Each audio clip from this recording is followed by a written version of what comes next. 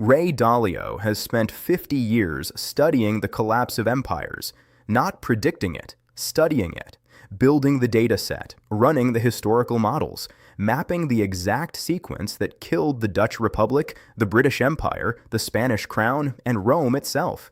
And in February of this year, 2026, he stopped hedging. He said it out loud. The United States has entered the final phase of the big cycle, not approaching it, not near it, in it. Here is what you need to understand. The big cycle is not a theory. It is a pattern, a measurable, repeating 500-year pattern that every dominant empire in recorded economic history has followed, without exception. Dalio built this framework by studying 11 of the world's most powerful nations across 5 centuries of data. And what that data shows is this. Every collapse follows the same 5 stages, the same sequence, the same signals, the same outcome, unless something dramatic interrupts it. Most people have heard about stage 5, the collapse stage, the part where currencies fail, institutions fracture, and the world reorders itself around the next dominant power. That is the stage most channels talk about, but nobody is talking clearly about stage 4. And stage 4 is exactly where this is happening, right now, in April 2026. Stage 4 is not the collapse. It is something more dangerous. It is the moment when the collapse becomes mathematically locked in, but the public has not felt it yet. It is the stage where the debt load crosses the point of no return, where allies start calculating their exits, where rivals stop positioning and start executing, and where the reserve currency, the bedrock of every American's purchasing power, begins its final, slow, irreversible erosion. Think about that for a second. The signal that matters is not the collapse. It is the moment before the collapse, when the window to act is still open, but closing. The U.S. national debt crossed $39 trillion this month. The dollar's share of global reserves has fallen to 57%, the lowest level since 1994, down from a 72% peak just 25 years ago. And the annual interest payments the United States now owes on its own debt has crossed $1 trillion for the first time in history.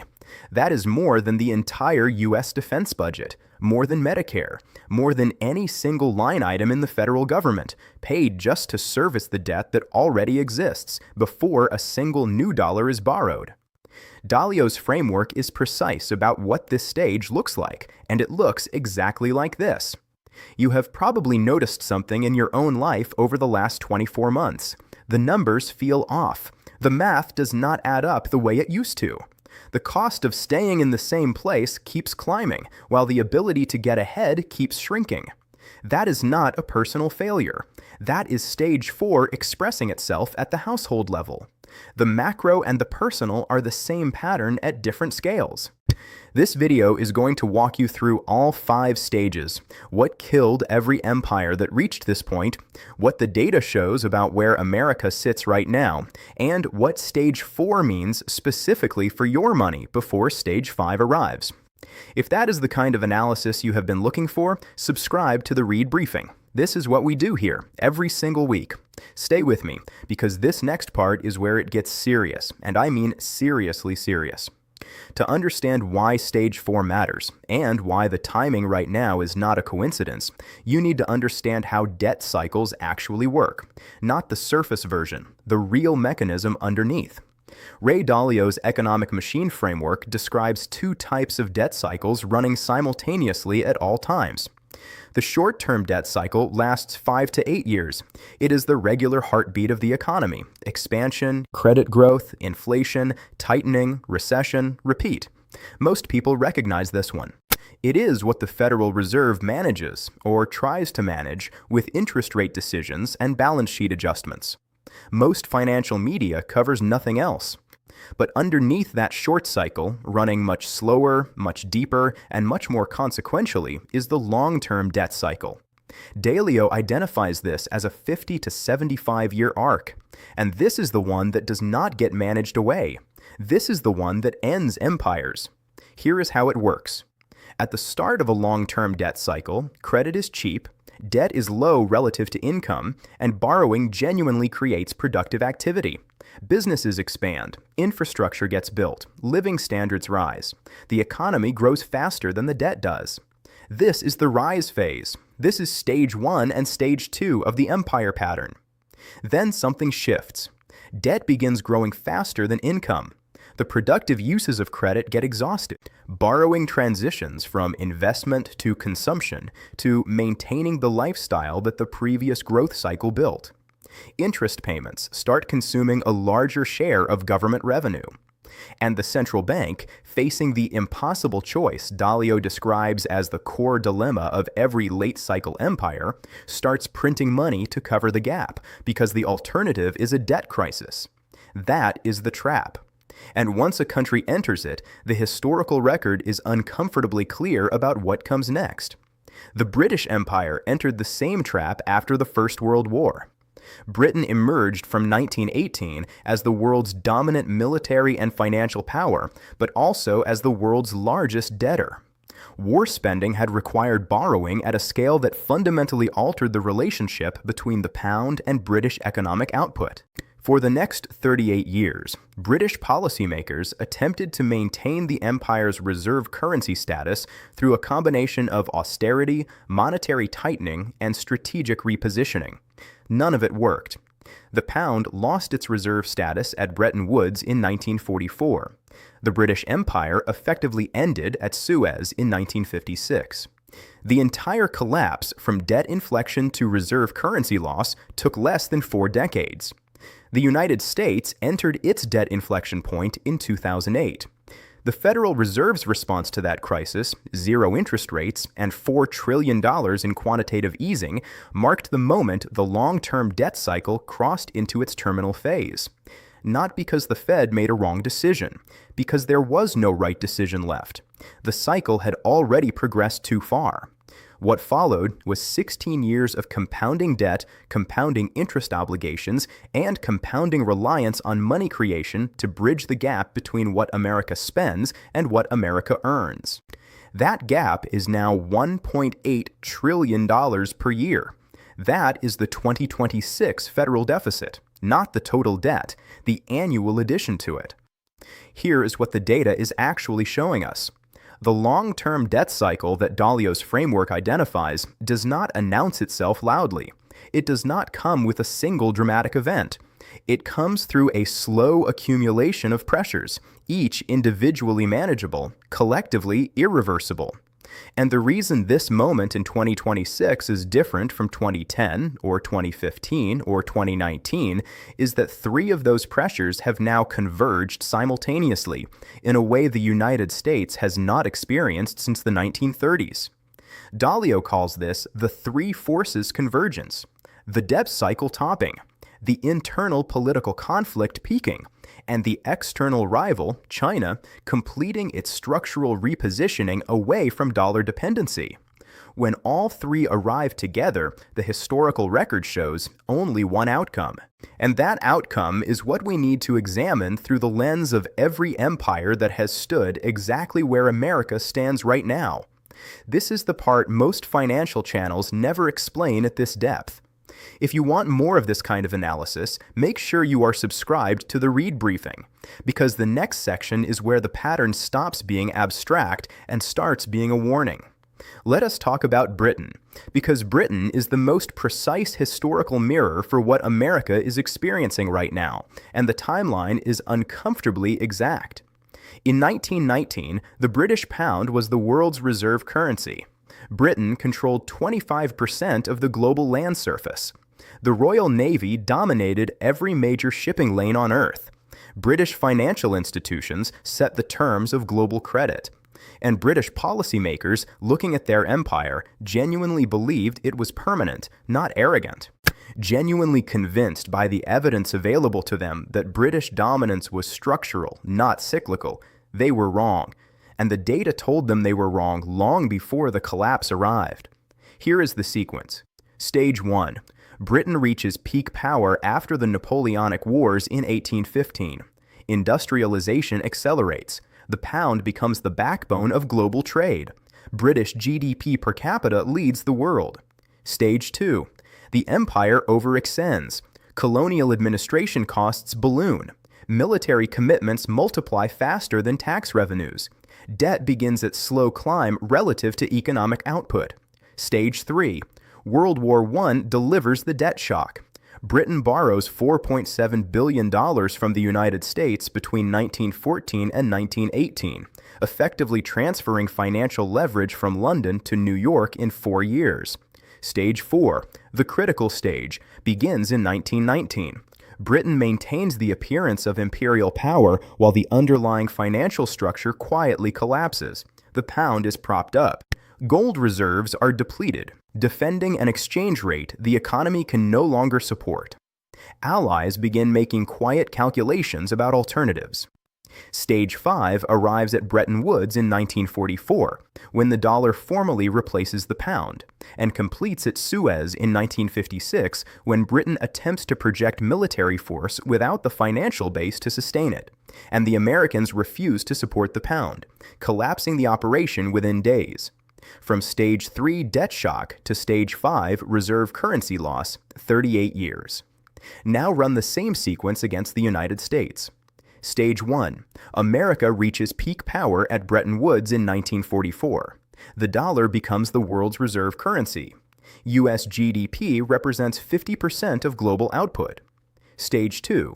Overextension begins. Vietnam. The Cold War military footprint. The Great Society spending programs. Nixon closes the gold window in 1971, the first structural crack. Stage 3. The debt shock. The 2008 financial crisis forces the Federal Reserve to create $4 trillion in new money and hold interest rates at zero for 7 years. The financial leverage begins shifting.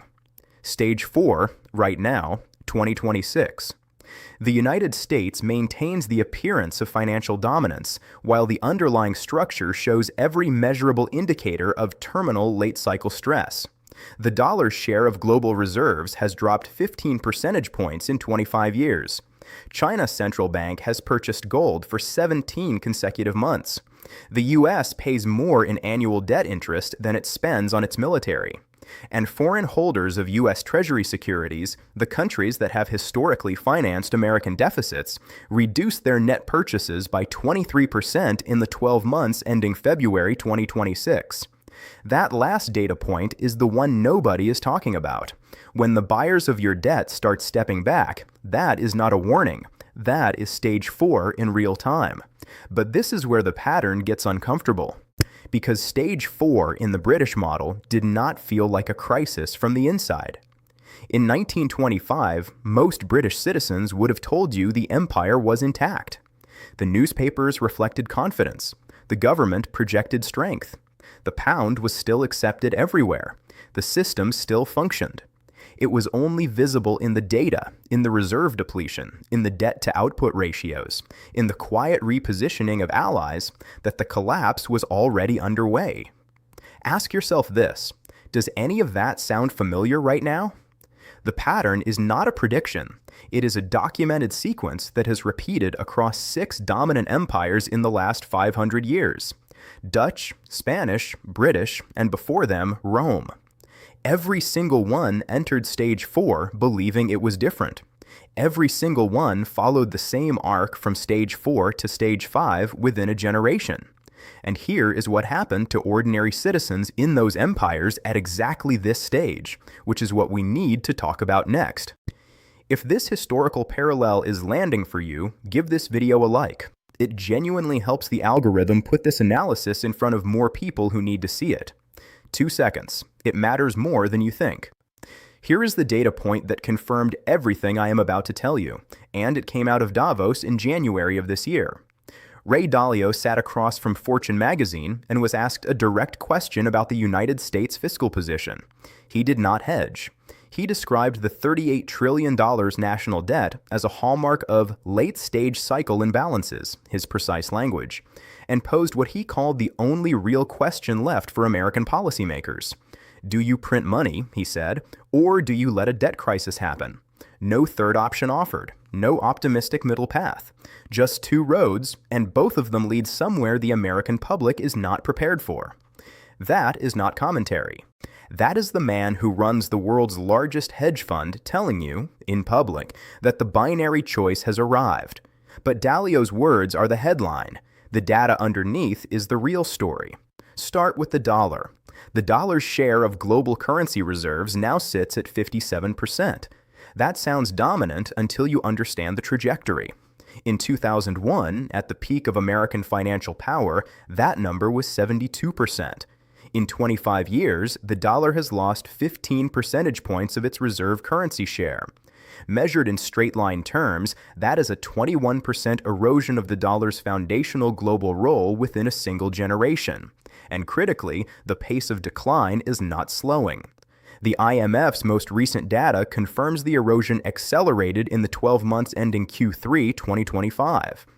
Now look at who is doing the repositioning.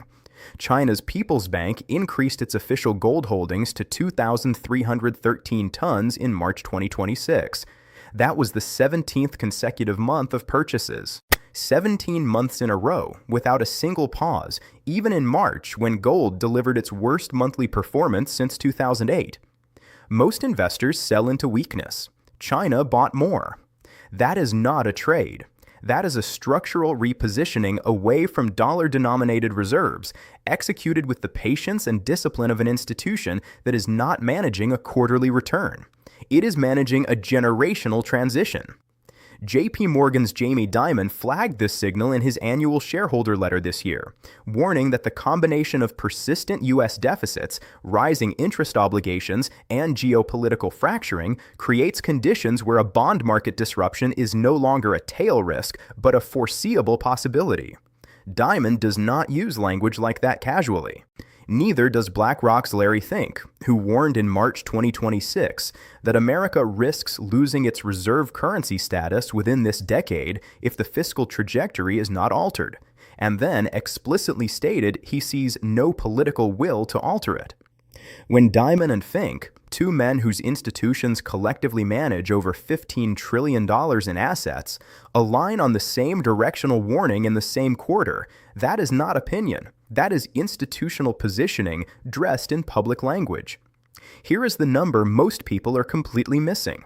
The United States government now spends more servicing its existing debt than it spends on national defense. Annual interest payments crossed $1 trillion in 2025 and are on track to reach $1.2 trillion by year-end 2026. The Congressional Budget Office projects that by 2036, just 10 years from now, interest payments will consume 24 cents of every dollar the federal government collects in tax revenue. That is not a projection about a distant future. That is the compounding math of a debt load that is already locked in, already borrowed, already owed, regardless of what any administration does from this point forward. And foreign holders of that debt are paying attention. Net purchases of US Treasury securities by foreign institutions fell 23% in the 12 months ending February 2026. The buyers who have historically financed American deficits, the sovereign wealth funds, the central banks, the foreign reserve managers, are not selling. But they are slowing. And in the debt market, the difference between buying less and selling is a matter of timing, not direction. Most people are completely missing this. The surface narrative is about tariffs, about election cycles, about Federal Reserve rate decisions. Those are the symptoms. The underlying condition is a long-term debt cycle that has crossed its inflection point, confirmed by the dollar's reserve share, China's gold accumulation, the interest payment crossover, and the quiet withdrawal of foreign treasury buyers, all arriving in the same quarter. This is where it stops being an economics lecture and starts being about your money specifically. Here is what the decision makers are actually thinking and why it matters more than anything you have heard so far. The surface narrative around America's debt crisis is framed as a political problem. Too much spending, wrong priorities, wrong party in power. Fix the politics, fix the debt.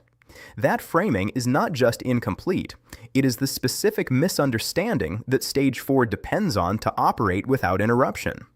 Because as long as the public believes the problem is political, solvable by the next election, they are not examining the structural mechanism underneath.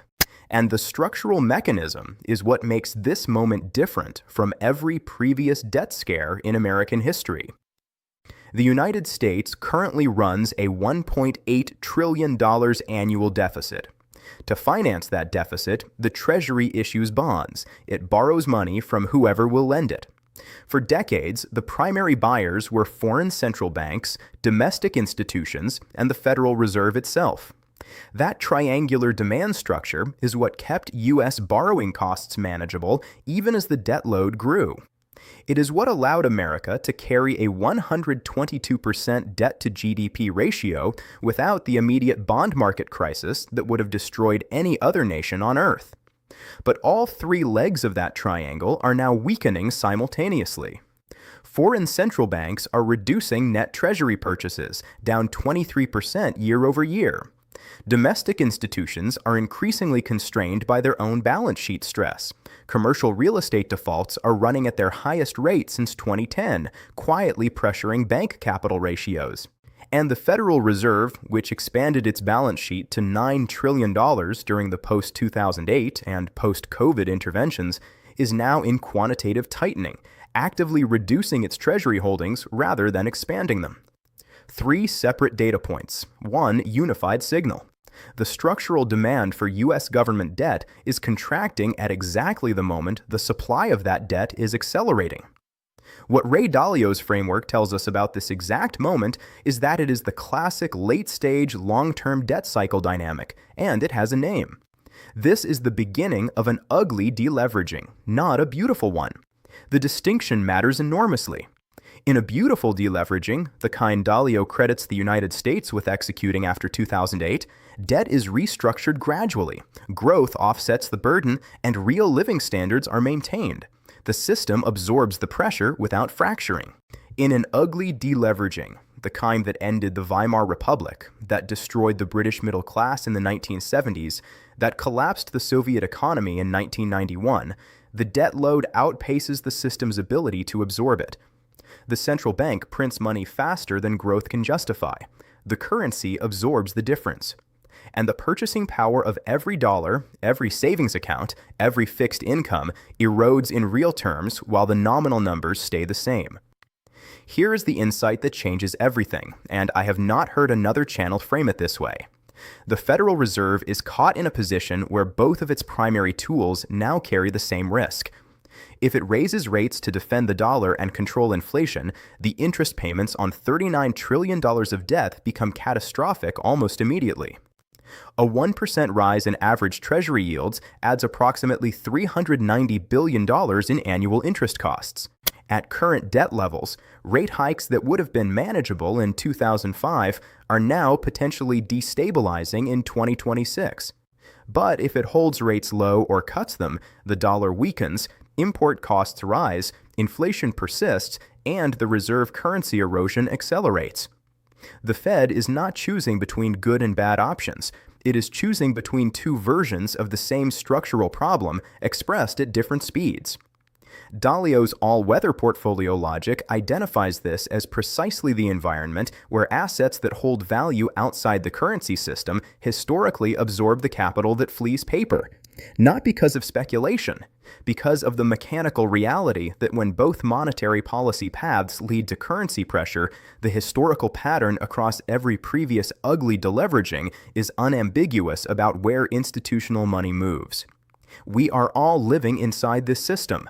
None of us chose to be here at this stage of the debt cycle. But understanding the mechanism, the real one, not the political surface narrative, is what separates reactive from prepared. I want to know what you think. Drop a comment below. Do you think what the Fed is facing right now is a beautiful deleveraging or an ugly one? Based on what you have seen in your own financial life over the last 2 years, tell me. I read every comment. But the other side tells a different story, and I want to give it a fair hearing before I tell you why I think it breaks down.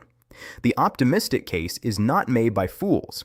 It is made by serious economists at serious institutions, and it deserves to be stated at full strength before it is examined. Here is the strongest version of the counterargument.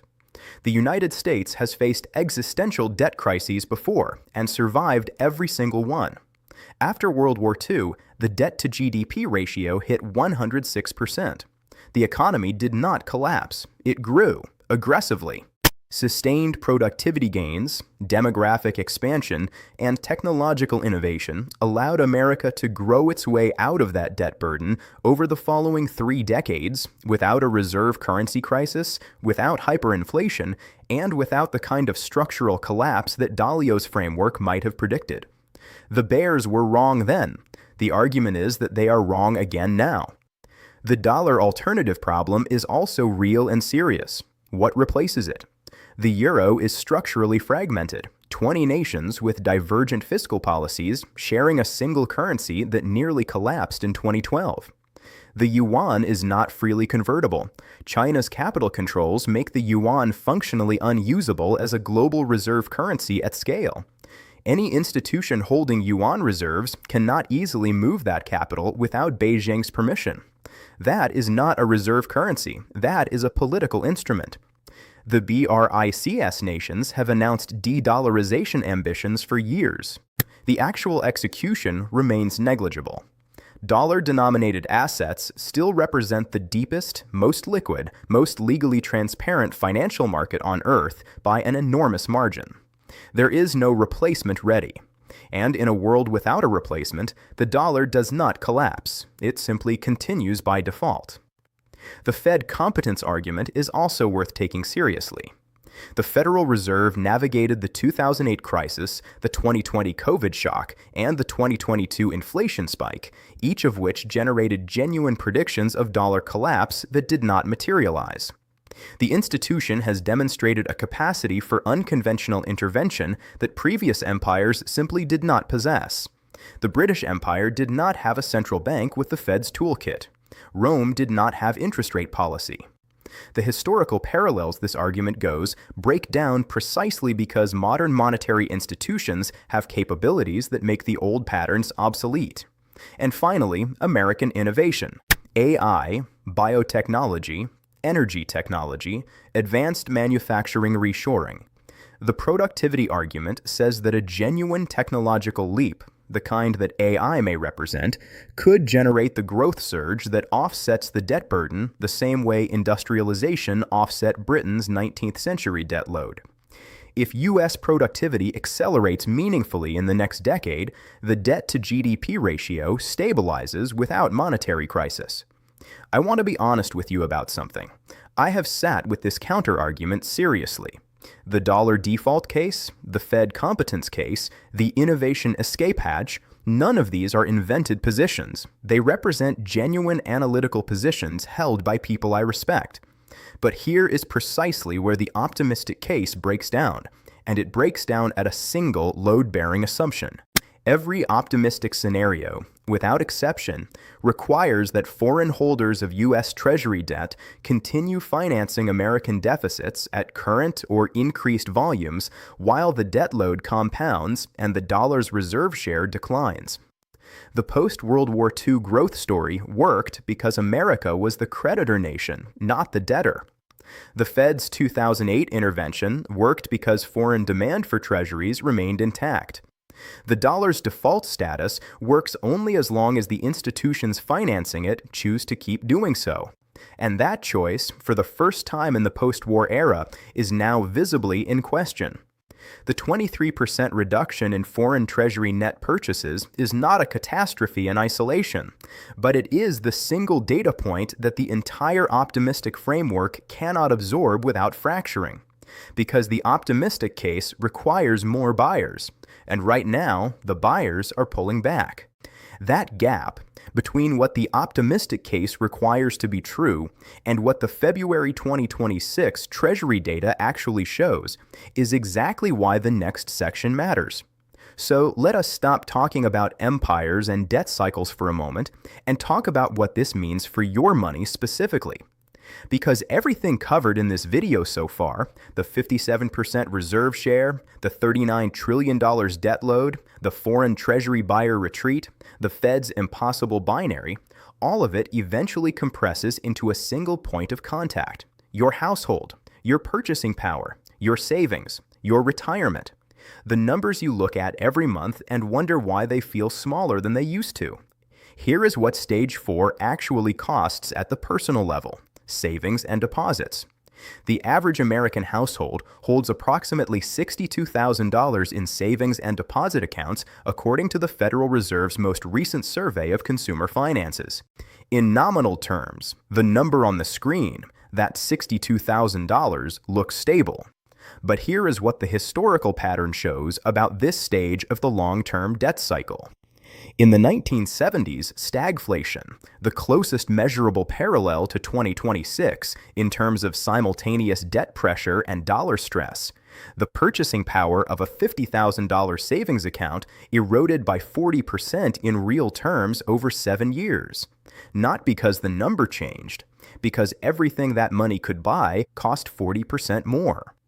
If the current debt cycle follows the same arc, and the inflation data from 2021 through 2026 suggests the mechanism is already operating, that $62,000 in your account today represents what $37,000 would buy in 2019. The erosion is not coming. It is already recorded in the prices around you: mortgage and borrowing costs. The Federal Reserve faces the rate trap described in Section 5. If it holds rates elevated to defend the dollar, the average 30-year mortgage rate, currently sitting near 7.1%, stays structurally high. The monthly payment on a $400,000 mortgage at 7.1% is approximately $2,690.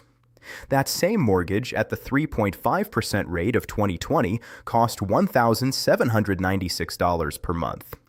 That $894 monthly difference, $10,728 per year, is the direct personal cost of Stage 4 debt cycle dynamics expressed at your kitchen table.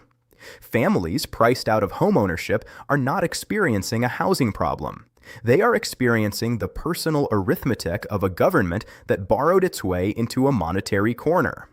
Retirement accounts. The S&P 500 has historically delivered real returns of approximately 7% annually over long periods. But Dalio's framework is specific about what happens to equity returns in the late stage of an ugly deleveraging. In the 1966 to 1982 period, the last time the U.S. faced this combination of debt pressure, dollar stress, and geopolitical repositioning simultaneously, the S&P 500 delivered a real return of essentially zero over 16 years. Nominally, the index moved. In real purchasing power terms, adjusted for the inflation that Stage 4 generates, investors went nowhere for a generation. If your retirement timeline intersects with this stage of the cycle, that historical pattern is not academic. It is a sequence your portfolio needs to account for. Food and energy costs. This is the one people feel most immediately. When the dollar loses reserve share, import costs rise mechanically because global commodities are priced in dollars. A 15% decline in dollar purchasing power on global markets translates directly into higher costs for oil, agricultural commodities, and manufactured goods. The USDA reports that average U.S. grocery costs have risen 28% since 2020. Energy costs are up 34% over the same period. Those numbers are not random. They are the early output of the dollar erosion mechanism already operating at Stage 4. Here is the framework, not advice, a historical lens. Dalio's all-weather portfolio logic identifies 4 asset classes that have historically maintained or grown real value during ugly deleveraging periods across the last 100 years. Inflation-linked bonds, instruments like TIPS available directly through treasurydirect.gov. Commodity exposure, historically accessed through diversified ETFs that track raw material prices rather than currency values. Gold, which has absorbed capital during every previous long-term debt cycle peak across 300 years of documented financial history without exception. And international equity exposure, specifically in economies that are net commodity exporters and carry lower debt to GDP ratios than the United States. Not recommendations, historical pattern. The distinction matters, and so does the timeline. We are all living inside this system. None of us chose to arrive at this stage of the debt cycle. But the window between understanding this pattern and being caught by it is exactly as wide as the time between now and when Stage 4 completes its transition. If this kind of specific, data-driven financial pattern analysis is what you have been looking for, subscribe to the Reid Briefing. This is exactly what we do, every single week. No sensationalism, no politics, just the pattern and what it means for you. The prediction, where this goes next and on what timeline, is in the next section, and that is the part you stayed for. So here is where this goes, and I am going to be direct, because that is the point of this channel. The next 30 to 60 days. The immediate pressure point is the Treasury market. The US government needs to roll over approximately $9 trillion in existing debt during 2026, meaning bonds that were previously issued are maturing and must be refinanced at current rates. That refinancing is not optional. It is not a political decision. It is a mechanical obligation that exists regardless of what Washington does or does not agree on. Every basis point that foreign demand for those bonds weakens forces either higher yields to attract buyers or Federal Reserve intervention to absorb the gap. Watch the 10-year Treasury yield in the next 60 days. If it rises above 5% without a corresponding growth signal, that is not a routine market movement. That is Stage 4 showing its teeth in real time.